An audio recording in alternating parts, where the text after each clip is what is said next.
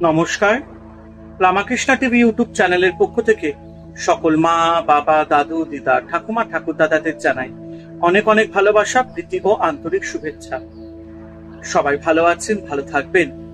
আমি আবারও চলে এসেছি আজকে মেডিটেশন ক্লাসে, সেশন 8। আজকে ক্লাস 8, সেশন 8 আমরা আজকে ডিসকাস করব। আশা করি আপনাদের আমাদের এই অনলাইন মেডিটেশন ক্লাস খুবই ভালো লাগছে। এবং একটা কথা বলবো, যারা যারা আমার আগের মেডিটেশন ক্লাসের যে সেশনের ভিডিওগুলো আপনারা মিস করেছেন, কাইন্ডলি রামাকৃষ্ণা টিভি ইউটিউব চ্যানেলের মেডিটেশন প্লে লিস্টে গিয়ে আগের ভিডিও বা এপিসোড গুলো দেখে নিতে পারবেন। তো আমরা আবার আজকেও ডিসকাস করব শ্রী শ্রী রামকৃষ্ণ মিশনে স্বামী সোমেশ্বরানন্দ মহারাজজির লেখা ধ্যান শেখা ক্লাস বইটি থেকে আজকে বেসিক মেডিটেশন ক্লাসের কনসেপ্ট নিয়ে এসেছি। আজকে প্রশ্ন হচ্ছে, বলা হয় যে ধ্যানের সময় মন ভেতরে চলে যায়। কার ভেতরে? অন্তরে যাওয়ার অর্থ কি? দেখুন, এটা ভীষণ একটা ইম্পর্টেন্ট কোয়েশ্চেন। তো এখানে বলা হচ্ছে যে বলা হয় যে ধ্যানের সময় means during the time of meditation মন ভেতরে চলে যায়। তো প্রশ্নটা হচ্ছে, কার ভেতরে এই মনটা চলে যায় এবং অন্তরে যাওয়ার অর্থটা কি? ভেতরে যাওয়ার, এই যে মন যে ভেতরে চলে যাচ্ছে ধ্যান করার সময় এটার অর্থটা কি? এই প্রশ্নের উত্তরে স্বামী সোমেশ্বরানন্দ মহারাজ খুব সুন্দরভাবে আমাদের কাছে বিশ্লেষণ করেছেন। তিনি বলছেন, আপনার আমি বোধ মনের গভীরে চলে যায়। এই গভীরে যাওয়ার অর্থই ভেতরে যাওয়া, অন্তরে যাওয়া। আপনি নিজে মনের সামান্য এক অংশ, মানে 10% মোটামুটি ভাবে দিয়ে এই বইটি পড়ছেন। অ্যাবসলিউটলি আমি বইটা খুব ঠিক কি বলবো, একদম ফোকাস করে পড়ছে, একদম কনসেন্ট্রেট নিয়ে। এই অংশকে বলে চেতন স্তর বা চেতন, কনসিয়াস মন। জাগ্রত অবস্থায় আপনি যখন অফিসে বা বাড়িতে কাজ করছেন তখন প্রধানত এই চেতন স্তরের সাহায্যে আপনি নেন। যে কোনো আমরা যখন কাজ করি সেটাকে আমরা মন দিয়ে করি, এবং মন দিয়ে করলে সেই কাজটাকে আমরা ঠিকঠাক ভাবে বুঝতে পারবো, করতে পারবো, এবং যত আমরা গভীরে যাব তত আমরা কাজটা আরো ভালো করে বুঝতে পারবো এবং করবো। যে কোনো কাজই হোক, সেটা বই পড়া হোক বা অফিসের কাজ হোক, যে কোনো কাজ। এই স্তরের গভীরে আছে মনের বিশাল অংশ, যাকে বলা হয় অবচেতন, মানে সাবকনসিয়াস স্তর বা অবচেতন মন। মনকে যদি কম্পিউটার বলেন তবে এটা তার সিডি, যেখানে প্রোগ্রামিং করা আছে। অতীতে আপনি যা ভেবেছেন, পড়েছেন তার সব এই অবচেতনে আছে স্মৃতি হিসেবে, বিশ্বাস ও সংস্কার, ইমপ্রেশন হিসেবে। অবচেতন কেন বলা হয়েছে? চেতন স্তরে কি চলছে তা যেমন আপনি জানেন বা দেখেন, অবচেতন স্তরের ক্ষেত্রে কিন্তু সেই রকম নয়। অতীতের অনেক কথাই আপনি এই মুহূর্তে না দেখলেও সেইগুলি এখানে আছে। যেমনি কালী মন্দিরে যাওয়ার কথা হলে আপনার মন ভক্তির উদয় হয়। বৃষ্টিতে রাস্তা পিছল হলে আপনি সাবধানে চলেন। রাতে ঘুমিয়ে স্বপ্ন দেখেন। এসবের পেছনে রয়েছে অবচেতন মন, মানে সাবকনসিয়াস। অবশ্য জাগ্রত অবস্থায় আপনি যে কাজই করেন তার কারণ চেতন অবচেতন দুই নিয়ে। চেতন স্তরের সাহায্যে আপনার স্বাধীনতা বজায় থাকে, আর অবচেতন আপনার চিন্তা ও কাজকে প্রভাবিত করে।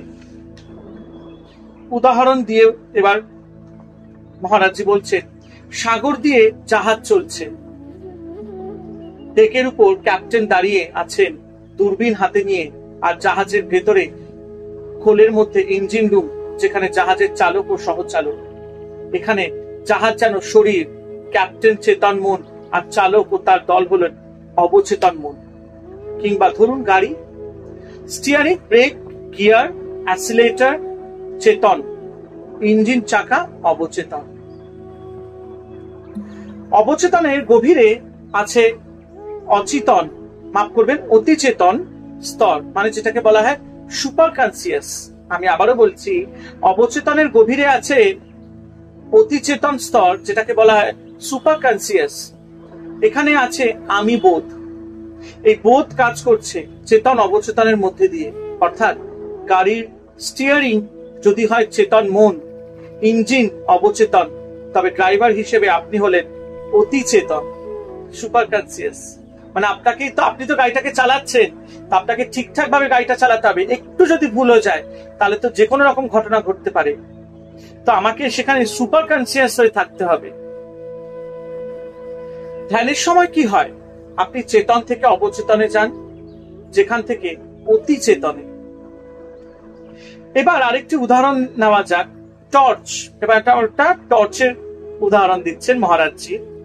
মনে করুন টর্চে লাগানো আছে লাল রঙের কাঁচ, জ্বালালে আপনি দেখবেন লাল আলো। ওই কাঁচটি সরিয়ে নীল রঙের কাঁচ লাগালে পাবেন নীল রঙের আলো। এবার টর্চকে দেখুন, আপনি জ্বালালেন ওইটি, ভেতরে আছে একটি ছোট্ট বাল্ব। সুইচ টেপার সঙ্গে সঙ্গে ব্যাটারি থেকে বিদ্যুৎ আসায় ছোট্ট বাল্বটি জ্বলে উঠল। দেখা গেল সাদা আলো। ওই আলো লাল কাচের মধ্যে দিয়ে বেরিয়ে লাল আলো হিসেবে, আবার নীল কাচের মধ্যে দিয়ে দেখলে সেটা নীল আলো হিসেবে। এবার টর্চের সঙ্গে আপনি নিজের মনকে মিলিয়ে নিন। যে আলো এসে পড়েছে টর্চ দিয়ে তা লাল রঙের, এটাই যেন চেতন স্তর। টর্চের মুখের ওপরের দিকে করলে দেখতে পাবেন গাছ, সোজা ধরলে দেখবেন রাস্তা, আর পাশের দিকে ধরলে দেখবেন বাড়ি। আমি আরেকবার বলছি, এটাই যেন চেতন স্তর। টর্চের মুখের উপরে দিকে করলে দেখতে পাবেন গাছ, সোজা ধরলে দেখবেন রাস্তা, আর পাশের দিকে ধরলে দেখবেন বাড়ি। চেতন মনকে যে বিষয় দেবেন সেটাই আপনি দেখবেন, শুনবেন। কিন্তু সেগুলোকে দেখবেন একটু লালচে। কেন? কারণ যে আলো ফেলছেন ওইগুলির উপরে তা লাল। কেন লাল? লাল লেন্সের মধ্যে দিয়ে ওই আলো এসেছে। ঠিক তেমনি অবচেতন মনের সংস্কার অনুযায়ী আপনি জানেন বা দেখেন বাইরের জগৎকে। খুব সুন্দর এক্সাম্পল দিয়েছে আমাদের কাছে। বাইরে টর্চের আলো লাল দেখা গেলেও প্রকৃতপক্ষে তৈরি হচ্ছে সাদা আলো, এবং এটা তৈরি হচ্ছে ভেতরের ছোট্ট বাল্বে। এটাই যেন অতিচেতন স্তর। এই অতিচেতন স্তরের আলোই অবচেতন ও চেতন স্তর দুটিতে দেখা যাচ্ছে। এবার আরেকবার মিলিয়ে নিন আপনার পুরনো মনকে। ক্ষমা চেয়ে নিচ্ছি, এখানে লেখা রয়েছে আপনার পুরো মনকে। আমি অ্যাকচুয়ালি আমার একটু কথাটা মানে ফাস্টিং হয়ে গেছে, আমি পুরোটাকে পুরনো বলে ফেলেছি, সবার কাছে আমি ক্ষমা চেয়ে নিচ্ছি। তো এখানে বলা হয়েছে এবার আরেকবার মিলিয়ে নিন আপনার পুরো মনটাকে।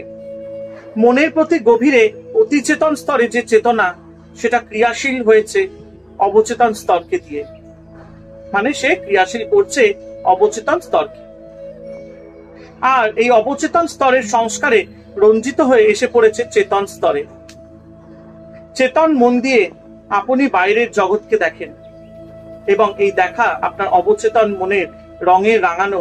যদিও কোনো বিষয়কে দেখবেন না বা জানবেন, সেটা স্থির করার স্বাধীনতা চেতন স্তরেরই আছে। ধ্যানের সময় মন ভেতরে চলে যায়। এই কথার অর্থ হলো আপনার আমি বোধ চলে যায় চেতন থেকে অবচেতন স্তরে, এবং সেখান থেকে অতিচেতন স্তরে। অফিসে গিয়ে আপনি যখন ম্যানেজার হিসেবে কাজ করছেন, তখন কি হচ্ছে? অতিচেতন স্তর মানে ছোট বাল্ব, সেখান থেকে আপনার আমি বোধ আসছে অবচেতনে। সেখানে আছে ম্যানেজার রঙের লেন্স, এখান থেকে বেরিয়ে আসছে ম্যানেজার রঙের বা ম্যানেজার সংস্কারের চেতনা। এই সংস্কার চেতন স্তরের মাধ্যমে প্রকাশিত হচ্ছে ম্যানেজার সুলভ ব্যবহার ও কথাবার্তা হিসাবে। সন্ধ্যাবেলা বাড়িতে ফিরে কি করছেন? ম্যানেজার রঙের লেন্স খুলে বাবা রঙের লেন্স লাগাচ্ছেন। সন্তানের সঙ্গে কথা বলার সময় স্বামীর লেন্স ব্যবহার করছেন স্ত্রীর সঙ্গে কথা বলতে। ধ্যানের সময় কি হচ্ছে?